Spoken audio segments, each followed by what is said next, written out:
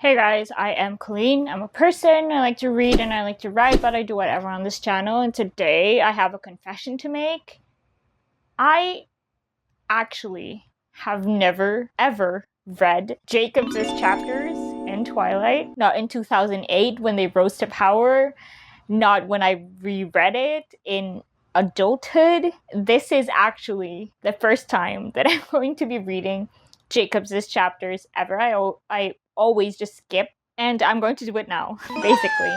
I have to be honest, I did reread the Twilight series. No, the Twilight book. I want to say 2 years ago or a year ago. Just to sort of remember the vibes. When we were teenagers, the Twilight phenomenon definitely had a big impact in that generation of ours. So I'm not discrediting the Twilight saga. It was a big thing, basically. I feel a lot nostalgic about that time in my life, and I'm sure a lot of people are.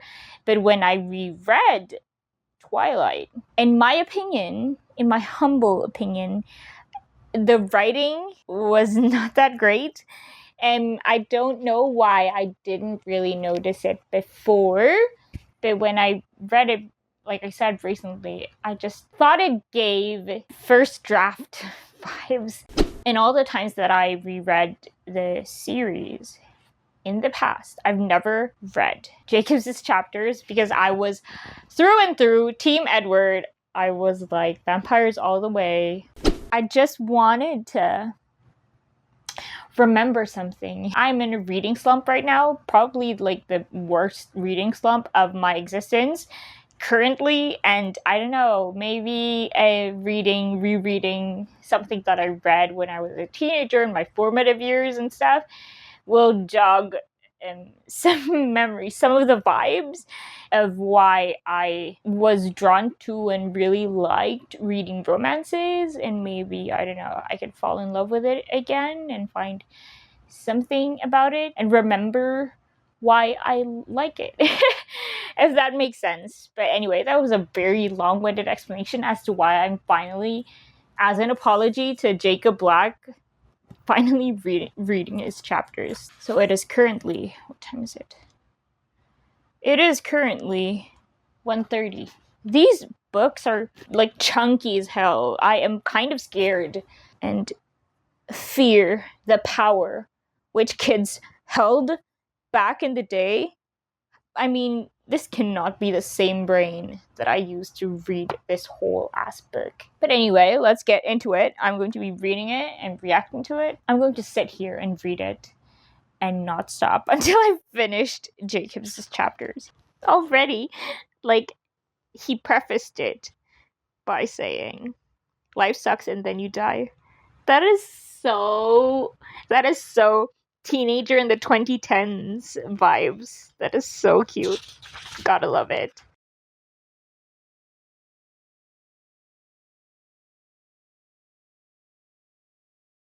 Another thing that I distinctly remember about like reading the Twilight series, Twilight especially, is that the writer is quite fond of really, really detailing mundane activities that the characters are doing.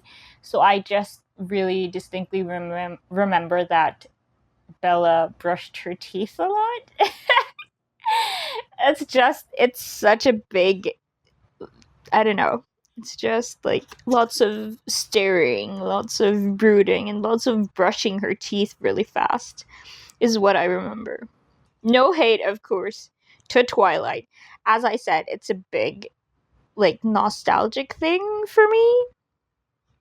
And still is. Will always be, probably. And yeah, it's just the writing. I can't say that it's for me as a current this adult body.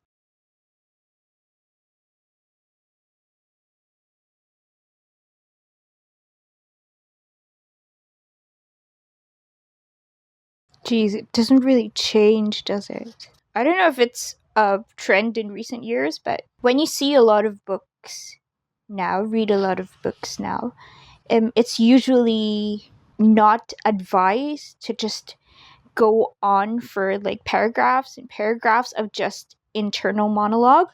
They usually do recommend that some dialogue be put in there somewhere, or something that like deviates from the internal monologue at some point.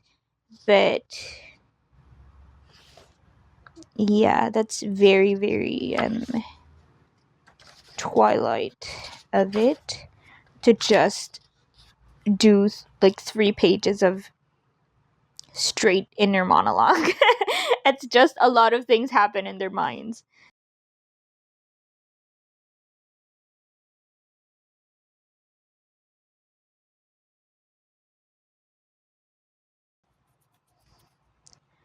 Another thing that I have to note is that the movies really helped the people to sort of appreciate each of the wolf pack characters. I think kudos to the movies in that regard, because a lot of the books really just dump in these werewolf characters, and they aren't really given a lot of depth and backstory. Just like a brief hee hee ha ha moment with them just for Pack's sake. And I think the movies really helped the fans, the readers, the people, the audience get a feel for all the other characters of the wolf side. Really lucky, because a lot of the Twilight fans, myself included, didn't really get into Twilight until the first movie came out. So you're sort of reading and watching in tandem. It really helped, I think.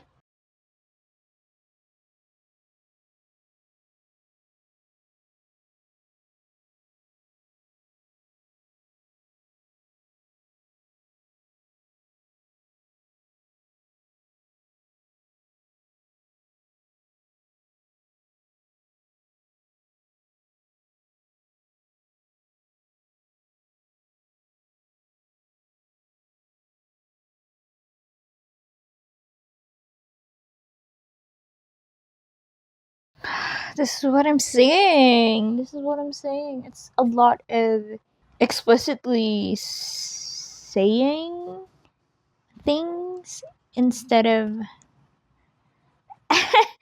I don't know. It's so like when you say, I ran away from them or I stopped talking. I feel like when you're writing, there are other ways to phrase these sorts of actions that is a bit more, I don't know, frilly.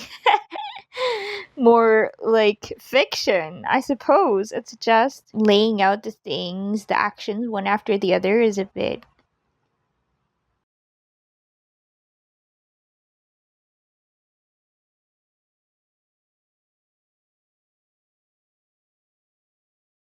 I mean, I kind of get it. The author, I bet she wrote this particular book. This is the last book. I bet she wrote this. The movies had already come out, and I guess that plays a part in it, because in her mind the whole world already knows, because the Twilight movies are such a big thing, that I bet she knows that the whole world is familiar with the characters already. So it's just a lot of dropping names without really worrying about whether the people know these characters or not, because they know. They knew. But yeah, it's just if you're reading it and you're not a fan or have never heard of Twilight, God forbid, it's a bit hard to one, follow the characters, and two, get your mind to that space where you understand this writing style, which is kind of a slower pace rather than the exciting, almost cinematic type editing that we have now with a written work.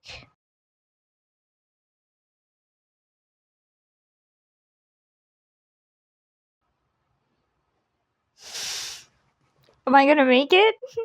It's I don't know. I'm struggling. It's a bit of a difficult read. It's just I'm gonna keep saying the same thing. I bet. It's just a lot of he is angry. He is agonized. He is like show me what made you say that?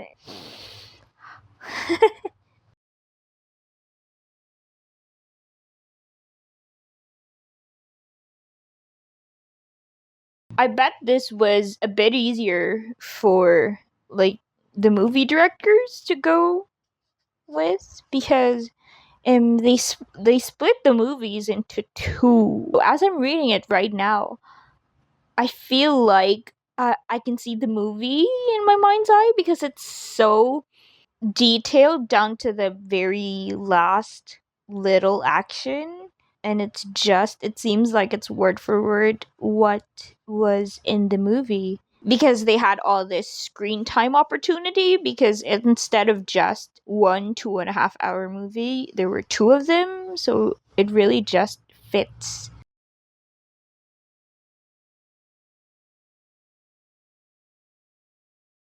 I wonder if when they shot this, the director just ripped out pages of these and handed them to Taylor Lautner and just told him to do exactly what is on the page because it's really, really exact.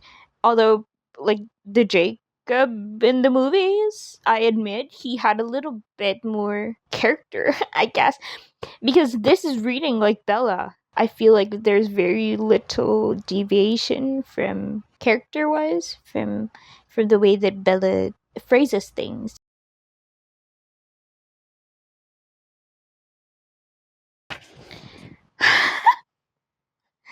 Ugh, I'm so frustrated already.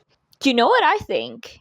I think that if I get really, really impatient with this, I might start asking the real questions. Like how a vampire even has the bodily fluids to impregnate a human person when their physical bodies are technically not alive and not the systems of the body are not technically circulating anything and generating new anything. It's a husk, isn't it? Because you're a vampire, so everything in there should be frozen, blood and everything else. So where did it come from? Is what I want to know.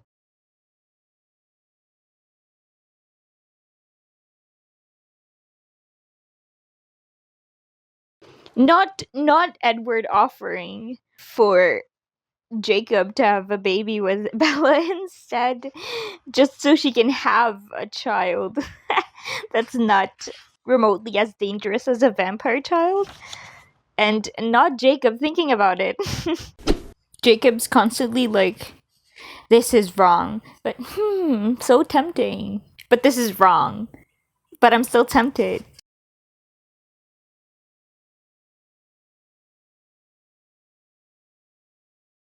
We didn't talk for a minute. Her hands were starting to warm up a little. Do you see what I'm saying? We didn't talk for a minute can be phrased in a multitude of ways. A number of ways, several ways, too many ways, too many other ways. Then we didn't talk for a minute. Silence filled the room. I forgot that Bella had an obsession with Shakespearean stuff, Shakespeare in general. So they keep like dropping references and quotes here and there. I would love to change positions right now, but this book is hefty. In fact, when I was thinking about like shifting, I distinctly remembered a time when I was reading Breaking Dawn the first time, and I literally dropped it on my face, glasses and all, and it hurt like an unpleasant experience. And I think this is an experience that a lot of people my age know about.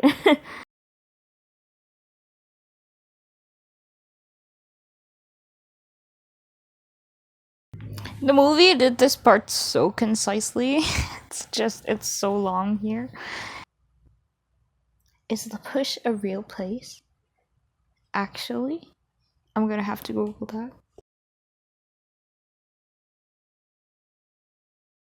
I just got to the chapter where Leah shows up.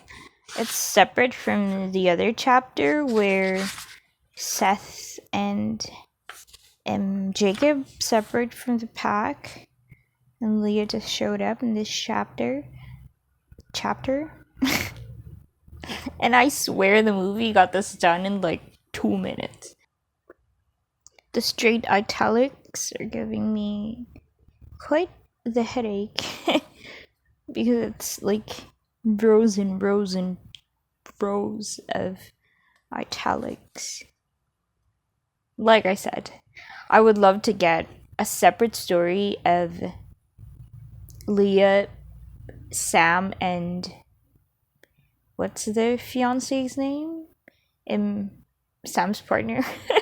But it didn't really say much in the books because of course it's not their story, but I would love to get one of them because it just all seems very tortured and sad and complicated because Sam imprinted on someone else and the ex Leah was still very much in love with him, and to make matters worse, she shifts into a werewolf, so she's part of the pack and can hear everything. And Christ, this is a lot of italics. I've never thought myself a slow reader, but reading this, I feel so slow reading this.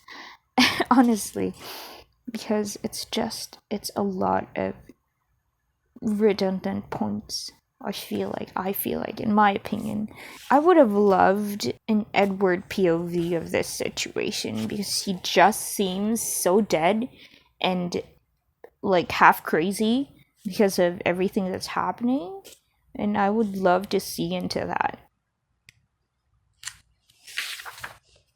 Rosalie is so wrong here.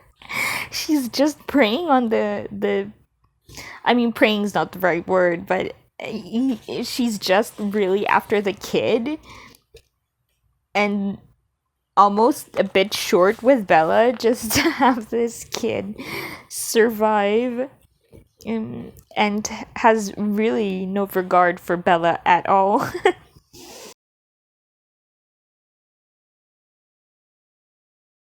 I will say I do like that Jacob keeps thinking random shit and Edward's just reacting sort of subtly, and they have this really like silent conversation while everyone else is busy doing their own thing and minding Bella. Now it's reading a lot like Jacob as a separate character. But in the earlier chapters, Jacob's chapters, it was reading a lot like how Bella would think. Now he's getting a little bit more character. I guess the author has the same sad for everyone. But now that they're a bit more like Bella's drinking blood, everyone's a bit more hopeful, maybe she's gonna live. There's a bit more pizzazz to Jacob, I suppose. That's one way to phrase it. But yeah, he is less Bella-esque. I am now at the montage scene where they're just like guarding Bella and going about their lives, and the wolves are just like sort of outside the house, guarding the house, and there's tension. They're sleeping outside, and Esme's bringing them food and stuff. This is that part, but of course it's gonna be a hell of a lot longer than the montage in the movie, I bet. I have to admit, I'm kind of skimming the pack internal talk because it's a lot of italics. For me, it is hard to look at for a long time. And there's a lot of it. It's just straight italics and it's a bit dizzying.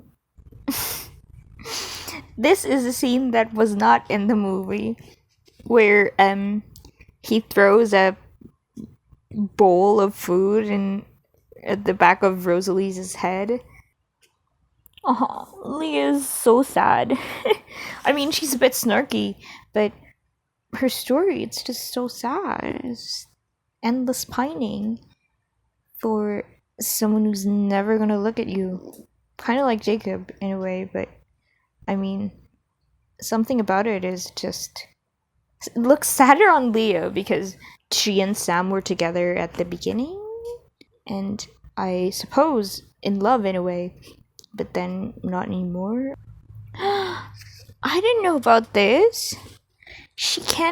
Leah can't get pregnant because her body is that of a werewolf's. So her aging is slower and everything's just different. And that's so sad. There's some stuff in here about, like, wanting a child so bad that you would do anything, just like Rosalie, and Leah can sort of empathize with that.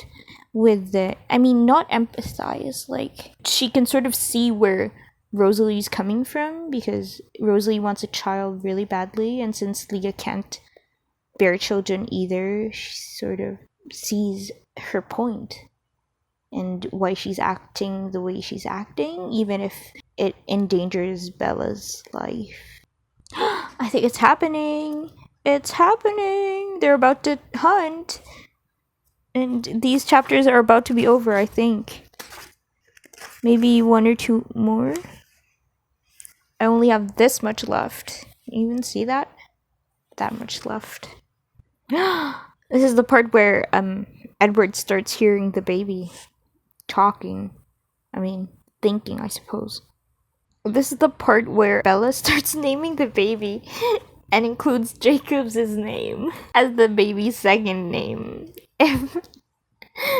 If your wife names your kid after a suitor, like beside your name forever and ever, she's so unhinged.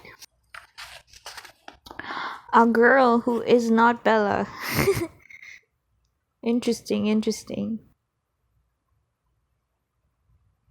This is never gonna pan out. Why am I reading this? We all know how that ends. What is the purpose of this? These words are not productive.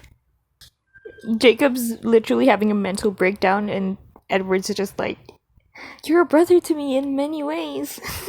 Shut up. This is just like a slap in the face.